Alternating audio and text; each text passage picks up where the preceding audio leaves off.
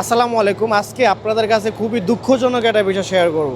আমরা সবাই জানি ঈদ মানে আনন্দ, ঈদ মানে পরিবারের সাথে সময় কাটানো। আর সেই পরিবারের সাথে ঈদ কাটানো যদি গ্রামে যেতে যেতে মানুষের কষ্টসাধ্য হয়, সে অনুভূতিটা কেমন হয়, আজকে কিন্তু সেটাই আপনাদের কাছে শেয়ার করব। আমরা সবাই জানি ঈদ আসলে প্রত্যেকটা মানুষ গ্রামে যায় পরিবারের সাথে ঈদ কাটানোর জন্য। বিশেষ করে যাদের বাসা দক্ষিণ অঞ্চলে তাদের একমাত্র মাধ্যম হচ্ছে এই লঞ্চ। আর বিশেষ করে কোনো উৎসব বা ঈদ আসলে কিন্তু এই লঞ্চে দাঁড়ানো জায়গাটা থাকে না, বিশেষ করে ভোলা মানুষের জন্য। আর ভোলা একটা বিচ্ছিন্ন দ্বীপ এবং ভোলা চারপাশে নদী। আর আমরা যাব 16 তারিখে, আমরা সদরঘাট আসছি লঞ্চে কেবিন বুক করার জন্য। এখন এসে দেখি বলে তারা যে লঞ্চে কেবিন নাই, সব নাকি বুক হয়ে গেছে। ভাবা যায় আমরা 5 দিন আগে আসছি, সেখানে নাকি কেবিন বুকিং নেই। আর আমরা সদরঘাটের আশেপাশে থাকা সত্ত্বেও যদি আমাদেরই কথা শুনতে হয়, যারা বিভিন্ন দূর দূরান্ত থাকেন বা শহরের বিভিন্ন জায়গায় থাকেন, তাদের কি অবস্থা হয় ভাবা যায়।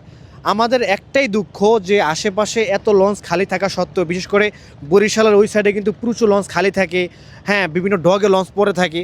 তারা চাইলে কিন্তু আমাদের রুটে বিশেষ করে ঈদ আসলে এই লঞ্চগুলো দিতে পারে, বাট তারা কিন্তু দেয় না। কেন দেয় না?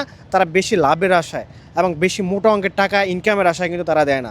অথচ মানুষের যে ভোগান্তি, এটা কিন্তু ঈদ আসলেই আমরা বলতে পারি এবং বুঝতে পারি। মানুষের জন্য ভোলা বরিশাল সেতুটা যে কতটা গুরুত্বপূর্ণ, এটা কিন্তু ঈদ আসলেই বুঝতে পারি আমরা।